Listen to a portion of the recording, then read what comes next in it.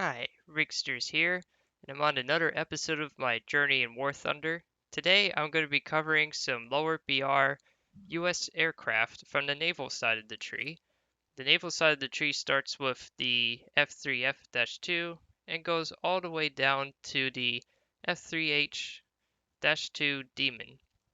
What I'm going to be doing today is I'm going to be playing some air arcade matches with the F6F Hellcat, the F4 Corsair 1A, US Marine Corps Edition, Standard Edition, the older Wildcat with the 650 cals, the Wildcat with the 450 cals, and as an emergency backup, the Brewster Buffalo, aka the plane that everyone memes about.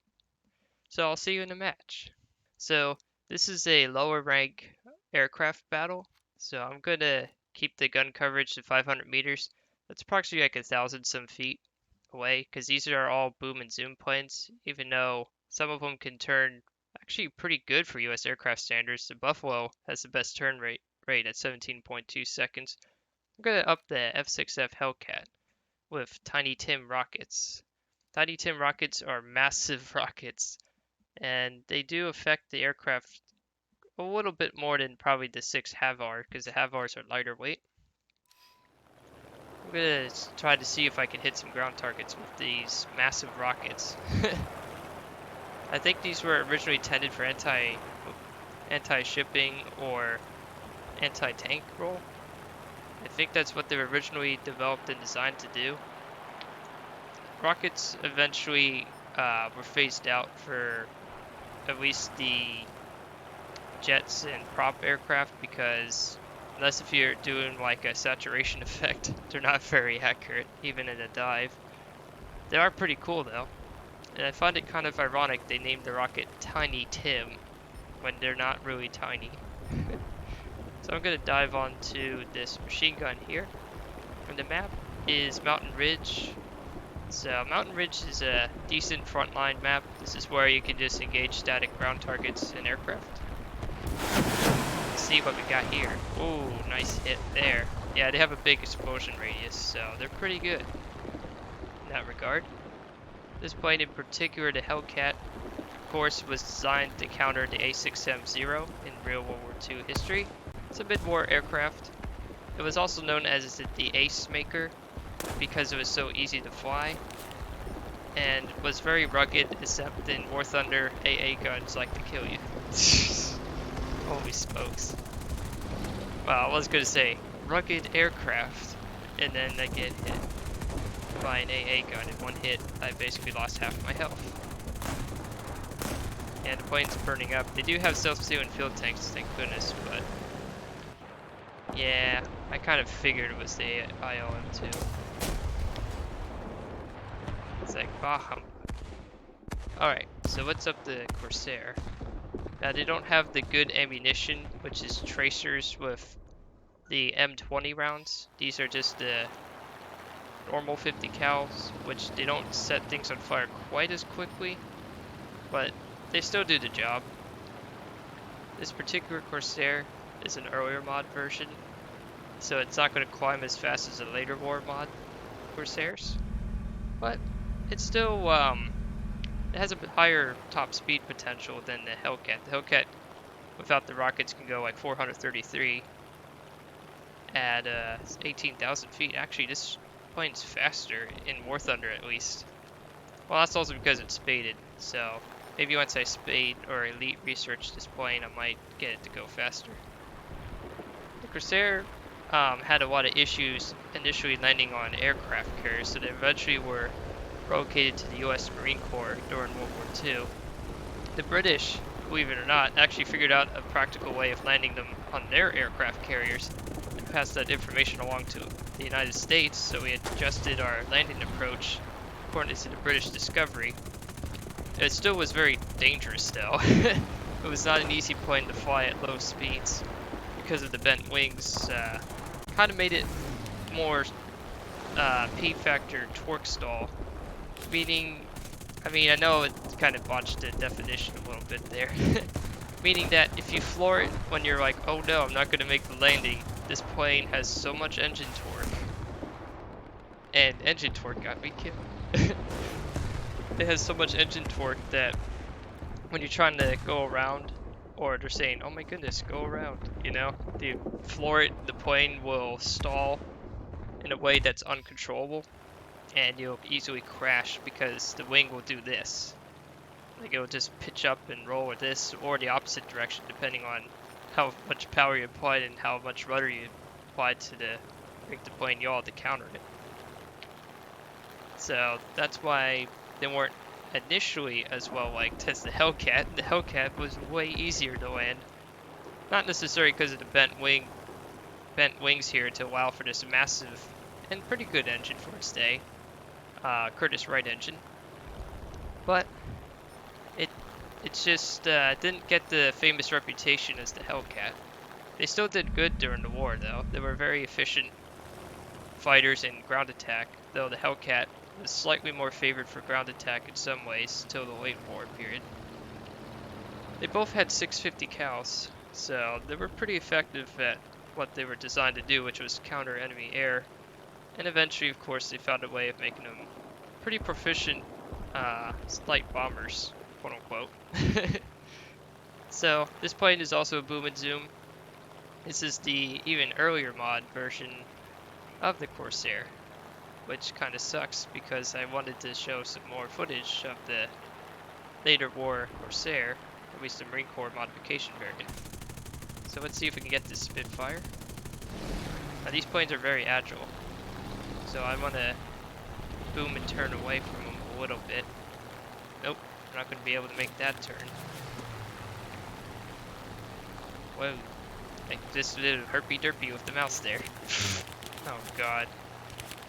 Man, these planes aren't as durable as I remember in War Thunder. I remember them being able to take a little more hits than that.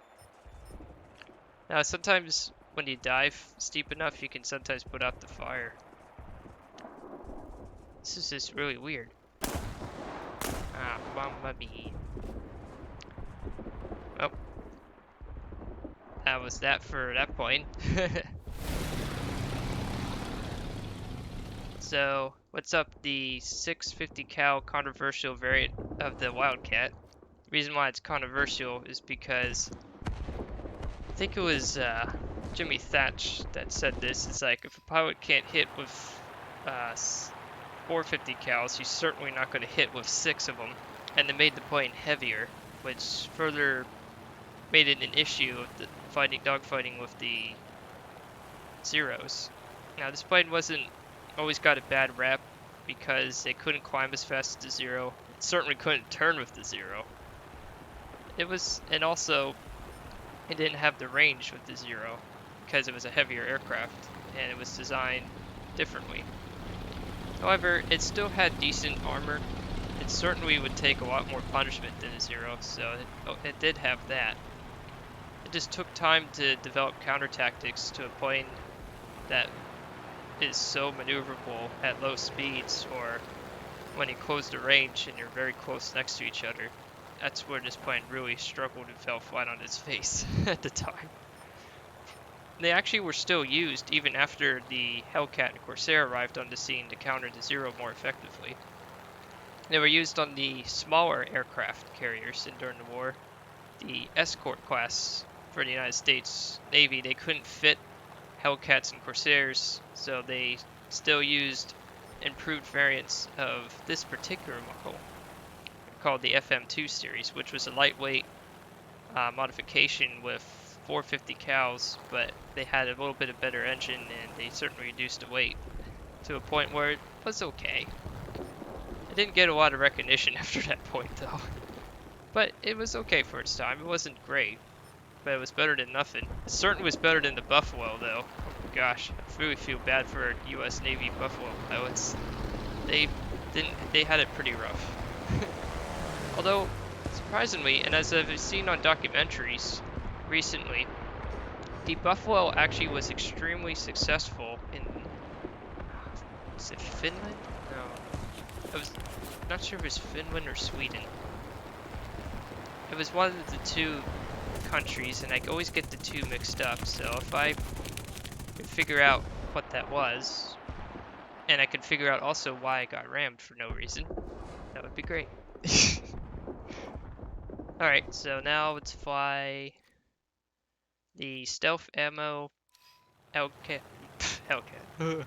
My goodness, I said Hellcat so much, now it's going to Wildcat and Hellcat. Wildcat F4 F3 variant, which is an earlier version of this. As you can tell in the stack cards, even though it has less 1 second burst mass, you have more firing time and a little bit better agility. Not by much though. This plane is an early to mid-war fighter for the US Navy. The British actually used these planes too. They called them the Marlets. I think this would be considered like a Marlet Mark 1, and I think the F4F is a Marlet 2. The British Navy used these planes as well. I don't know how well they performed, but I'm certain they were okay. I'm not sure how great they were, but they did seem to at least like them enough that they actually adopted, I believe, the FM2 model as well for their smaller aircraft carriers. So let's see if I can get some hits here. Nope. No dice there. Gosh. It's so different when you play low BR versus high BR. Low BR, the planes definitely are slower. You certainly have more close range encounters. And the player skill level is definitely different. That's for sure. There's a PE3, that's a Russian bomber. Oh, I finally killed him. I killed 2 planes. Wow, that's a first. For this match, that is. There we go. Now I'm getting some hits.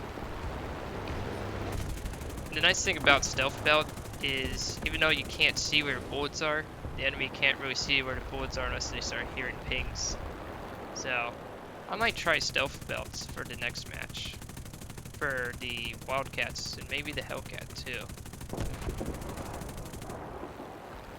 They're actually really nice to use in arcade, for that reason. And as you can see, I got a fuel leak. So, it's actually kind of a good thing in this case. It makes the plane even lighter. Although, in real life, this would be an absolute horrible time to have a fuel leak. I don't know if that's going to repair or not. Oh yeah, they did model the cockpit for the Wildcats. Not sure if they did for all the variants, but this is what it used to look like in real life. It's pretty neat. These planes don't climb very well. And they also were a bit underpowered for the weight, because they had to add like self-sealing fuel tanks, and they didn't know what amount of armor is going to stop another person deciding to say, hey, you know what, I'm just going to randomly ram somebody. No, just for prosperity. It's like, what's with the ramming? So now, I guess I will be flying the Buffalo, a controversial US Navy fighter. Also saw service in some other countries as well. I think it was Finland? Norway? No, it's not Norway. It's either Finland or Sweden used these planes actually very successfully. They stripped out the extra 50 cals. I think they modded them to make them lighter as well. But they had a huge success rate with them. So, I don't know. Alright, let's see what the match results were. So let's go to the hangar and take a quick look and see how much money I made, if any.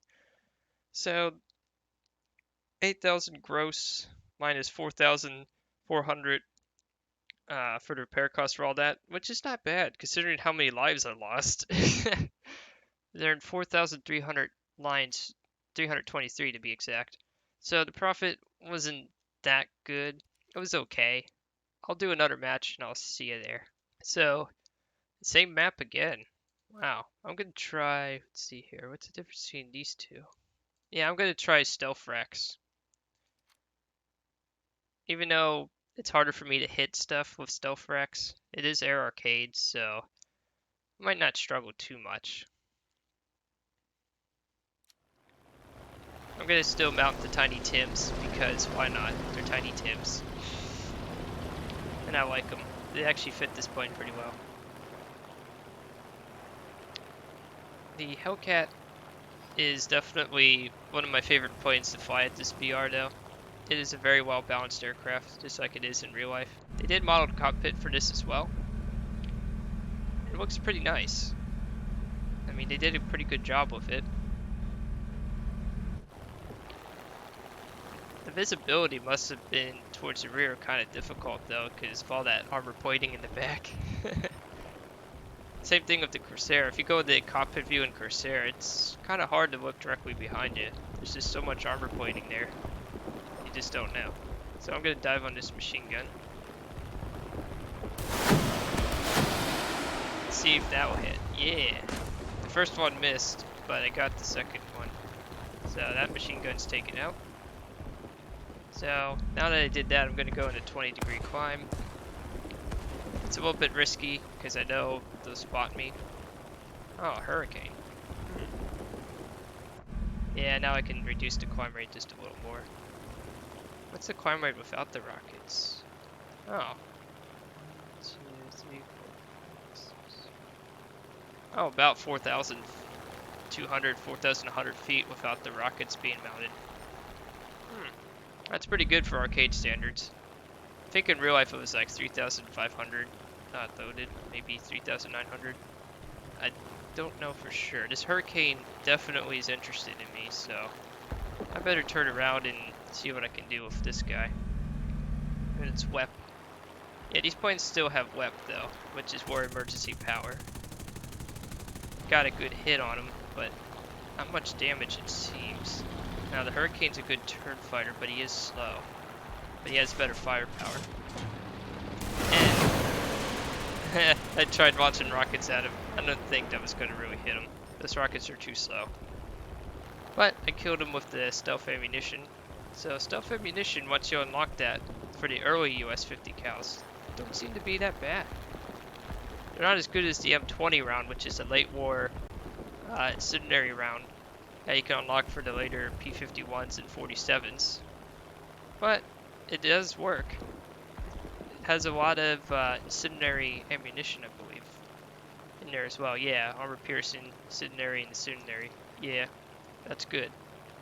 For 50 cals, that's what you want in your belt for engaging air targets. So I'm going to start shooting at this guy. Do a head-on pass, which is always risky in this game. But it's kind of nice to be able to head on somebody and still be able to fly. Although not great. Took a lot of damage. The engine is basically toast. So we got 2 kills so far. So that's a pretty good run so far for this match. And I'll update, see if anything interesting goes on.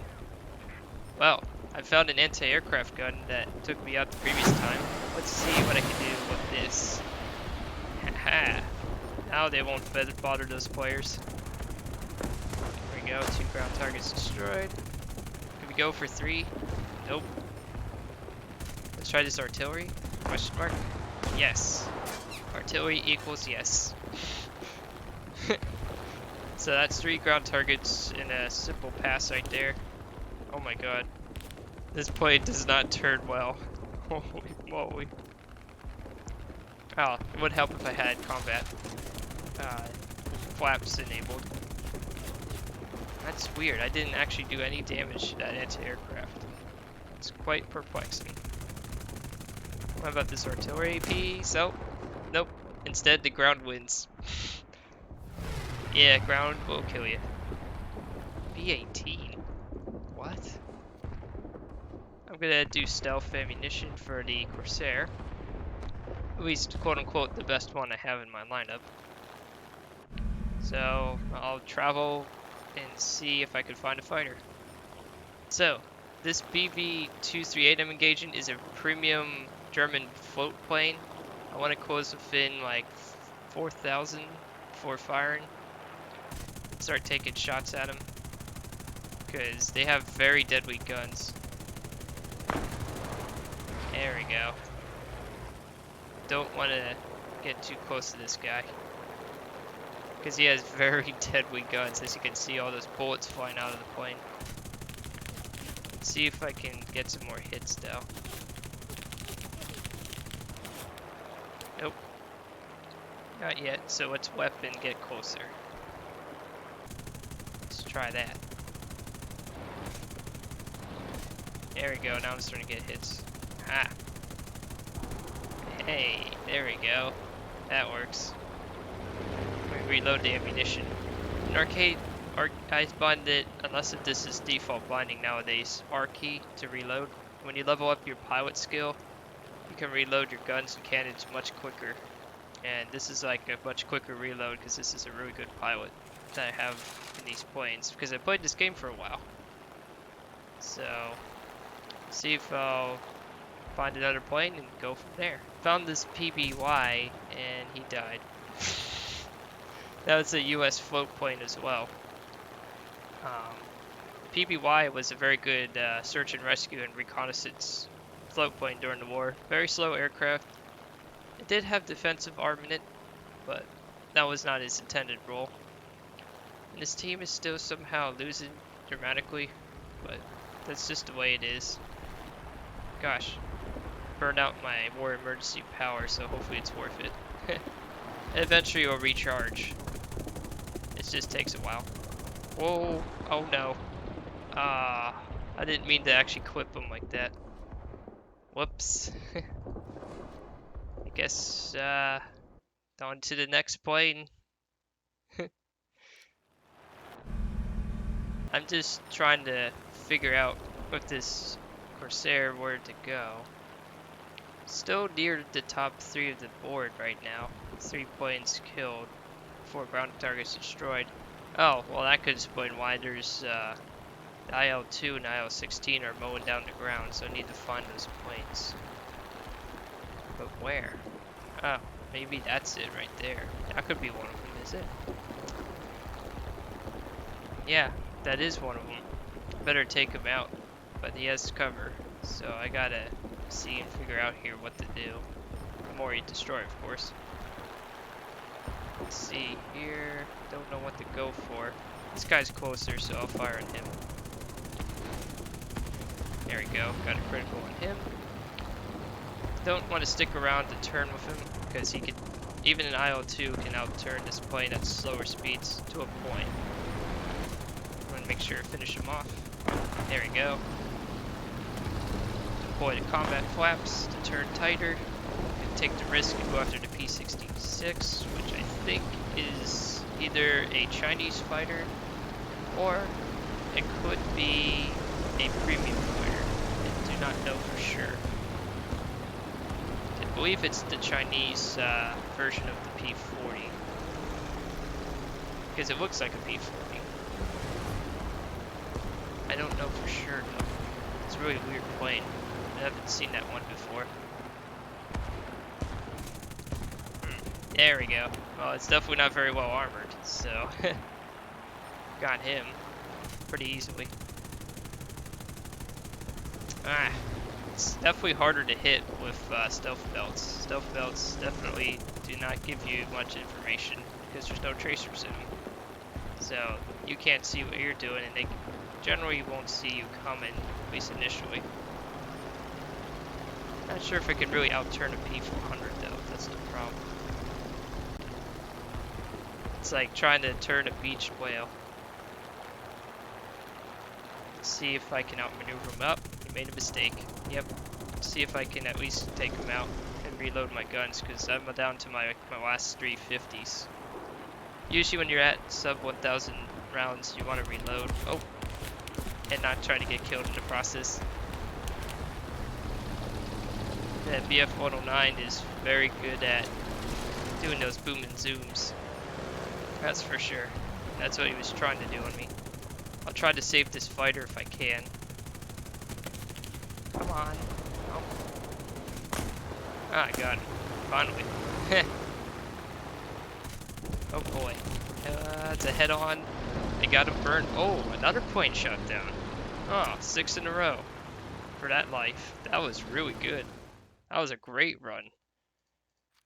I think I'll be doing the stealth belts for the earlier US models, because that was very, very successful. So I'll see if get some more action this time with the 6-gun Wildcat. There's a lot of points there, so I don't expect to survive this encounter. Hopefully I can get one of them though. There's a ton of points. Oh, if this I-16 wants to say hi. Got him. And died. Derpy der. We're definitely gonna lose this match, regardless, despite doing 10 kills. Holy smokes, that's 2 more than the LAF5 on the other team, but they're in a platoon, as you can see this star here, that usually means they're squatted up. That can help with research, and sometimes the game will auto-assign you to a squad. Sometimes they'll form up on their own. Sometimes players will play together too. So they definitely did a good job. They're very good players for this match, that's for sure. Just trying to get closer to them. Maybe I could get one more plane kill before the match ends. Just shot at. Gotta be kidding me. I'm trying to get to him. Come on. Yeah. KI-61. Oh, that almost worked. Lost control. I love how it says lost control, but I still have control. What? Wow, that was unexpected. Collided into a Stuka. You don't see that every day. How did he survive that? Really? Oh, that's a bunch of bollocks. He survived a ram with no damage. I don't even know how they describe that. Luckily, the Buffalo has one advantage over the Wildcat. You can turn and roll much easier. So let's see if I can do. Yeah, there we go. That worked. So that's now 12 kills for this match. And we're still losing because reasons. Oh, here comes some aircraft. Ah, missed. Almost thought I was going to hit him. Gotta get a little closer to that P-39. Yeah, there we go. Getting some hits. Got another hit. Come on. Ah. I know I can outturn inside a P-39. There's no way he can outturn me when I'm fully healthy. He's also damaged too. There we go. Not bad. I mean, granted, this is a Fighter's Nightmare achievement. Man, I haven't achieved that award in years. Holy smokes.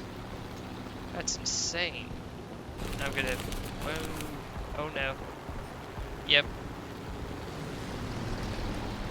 Trying to turn with me. Come on. Turn, maybe turn. Trying to get this. Ugh, can't get him. I'll try to take him with me. Come on.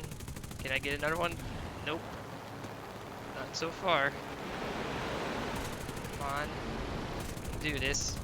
Just gotta aim a bit better. Gosh, these planes turn so tight. Spitfire is extremely maneuverable. I don't know how I'm keeping pace with this Spitfire in a Buffalo. Let me try to add in more speed. Oh. Somehow I hit an IL-2 without dying. That's a miracle. I'll just reload my guns while I'm at it, because why not? Just try to get some speed, because I don't want to be low and slow. Well, he is alone, so I'll go after him. Oh god, never mind. Oh, it almost hit the wall. The wall of rock has caught many players on this map. Yep. Gotta love that players can kill planes in IL-2s. P-40, that's just dumb. I don't want him to get behind me, but I don't want him to get me, so I'll go underneath him and do that.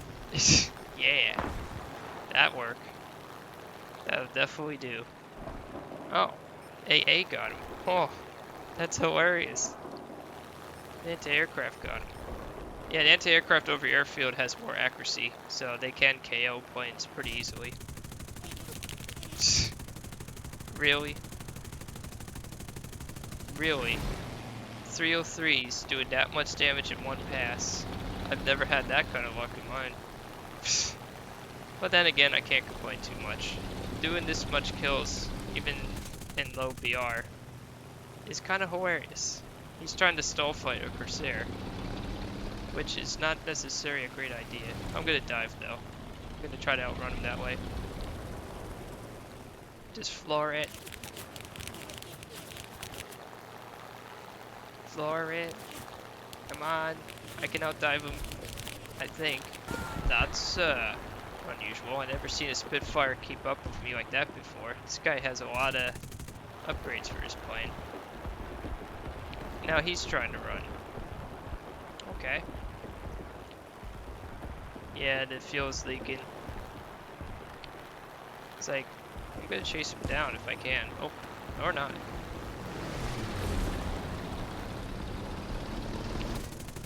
Yeah, let's see if we can get him. No. I don't think I'm gonna get another point kill, to be honest. Nope. Oh. That's that for this match. Let's check the statistics. Wow, 14. 14 planes. The other guy had 11. He probably will beat it or get close. So let's see what achievements and awards we got for all that damage.